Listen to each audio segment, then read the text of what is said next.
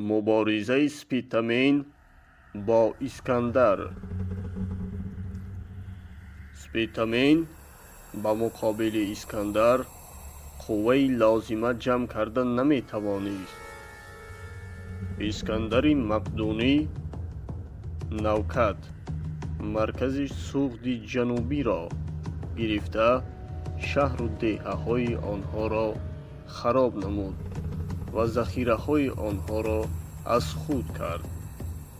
غارتگران مقدونی نسبت مردم مناسبت خوب نداشتند. اسکندر به سوی مرکز سوخت شهر سمرقند حرکت نموده در راه دهه ها را می سوزانید. در سمرقند اسکندر لشکر خود را گذاشته به سمت فرغانه حرکت می کند. از سببی که فرغانیان استحکامات خوب داشتند به لشکر اسکندر تلفات نهایت زیاد دادند.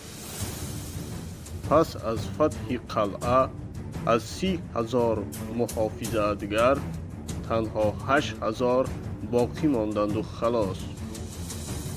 اسکندر مقدونی به شهر خوجند آمده با سکایی های اندیار می جنگد و در اینجا اسکندریه کناری را بنیاد می کند.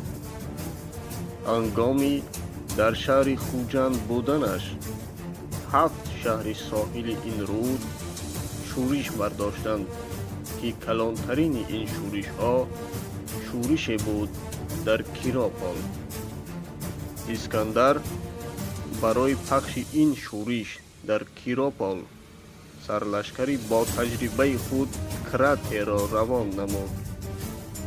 بعد از ضبط ناحیه های گرد و اطراف اسکندر از پس سرلشکری خود به سمت کیراپال می آید و مبارزان با او می جنگند.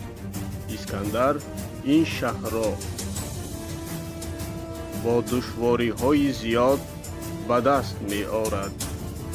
به اسکندر خبر می رسد که شهر سمرقند از طرف سپیتامین از طرف یونانیان گرفته شد.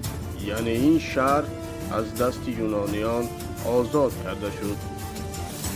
این خبر را اسکندر شنیده با لشکر خود به سمت سمرقند می آید.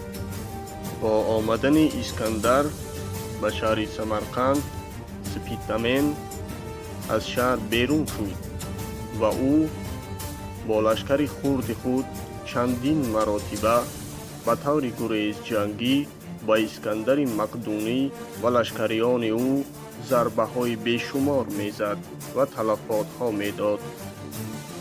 از شجاعت سپیتامین اسکندر مقدونی در ترس افتاده زمستان سال 329 قبل از میلاد از سو به شهر زرینسب بلخی امروزه آمده زمستان را در این شهر میگذراند. با اطمینان کامل می توان گفت که گرچنده که لشکر سپیتامین زیاد نبود ولی او توانست که شجاعت آریایی ها را نشان دهد و به اسکندر مقدونی ضربه های پای در پای زند که این ضربه ها را یونان و مقدونی ها از آریایی های باختر و سو باوری نداشتند.